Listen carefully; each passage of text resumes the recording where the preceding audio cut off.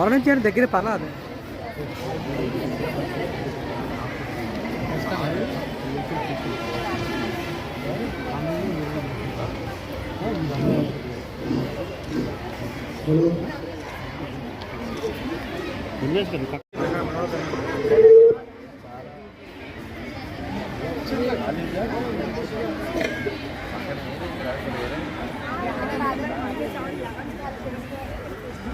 ప్రకాశం జిల్లా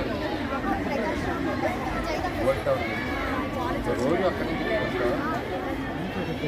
మేడం ఉన్నారు వచ్చావా?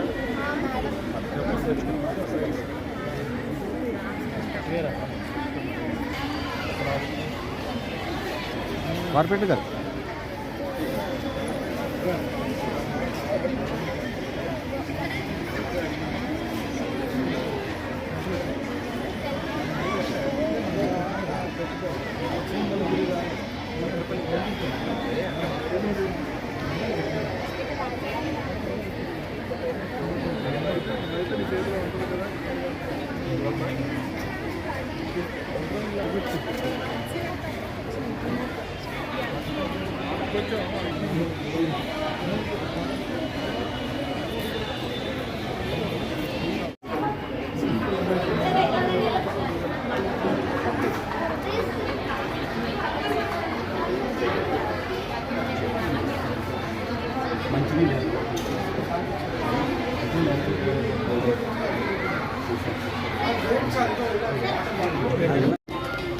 మన గోపాలపట్నం గర్ల్స్ హై స్కూల్లో జూనియర్ కాలేజ్ కూడా మహిళా కళాశాల ఉంది.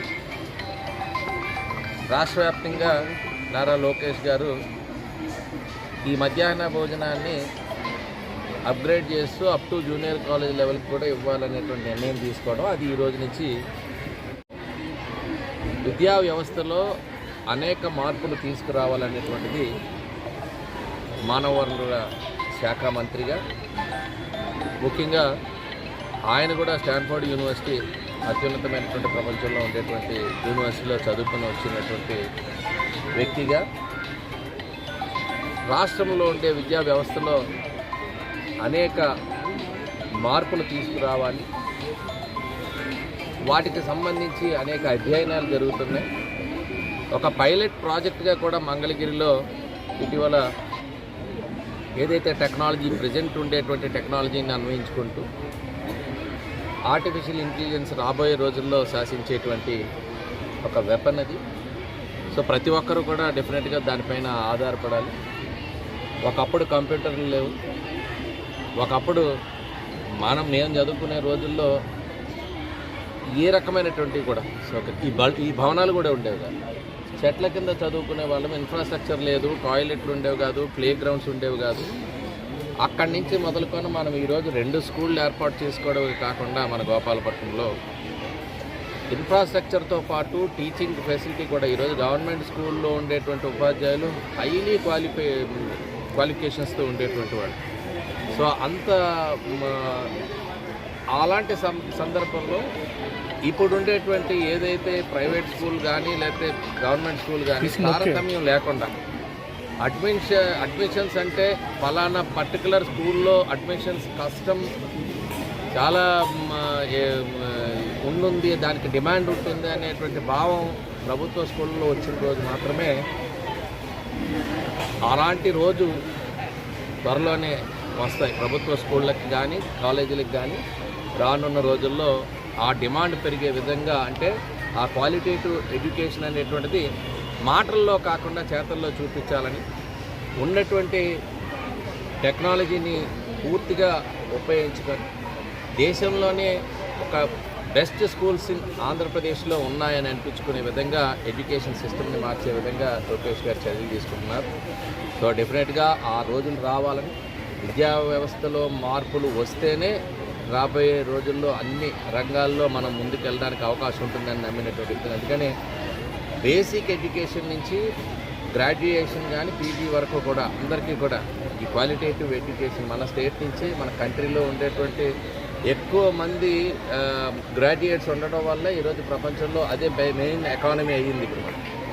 హ్యూమన్ రిసోర్స్ అనేటువంటిది మెయిన్, మానవ వనరులే మనకి మెయిన్ ఇదైంది. ఎందుకంటే మిగిలిన రిసోర్సెస్ అన్నిటికంటే ఒకప్పుడు పాపులేషన్ అనేటువంటిది మనకి పావర్టీకి కారణమైతే ఇప్పుడు పాపులేషన్ అనేటువంటిది మనకు ఒక అసెట్ అయింది ప్రపంచం.